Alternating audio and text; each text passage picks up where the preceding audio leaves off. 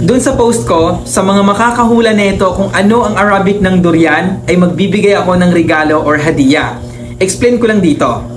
Ang durian ay native ito dito sa Southeast Asia, especially dito sa Pilipinas.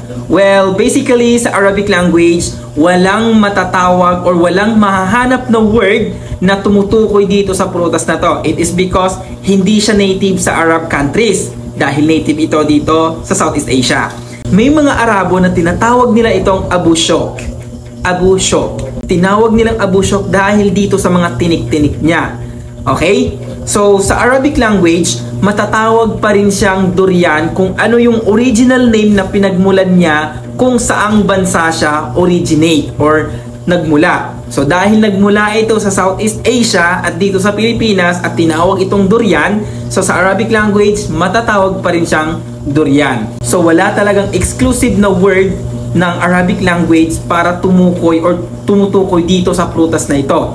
Yung kaninang binanggit ko na Abu Shok, mga Arabo lang ang gumawa nun. Like, term nila yon para matukoy itong prutas na ito.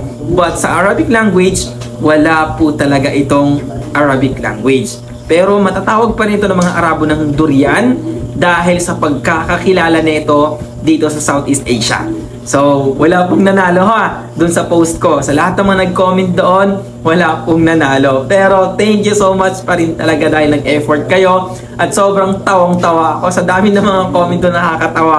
Sabi nila, badak, marang, watermelon, pomelo, ang gulo niyong kausap. So, yun lang. Sa Arabic, durian or Abu Shok. Assalamualaikum.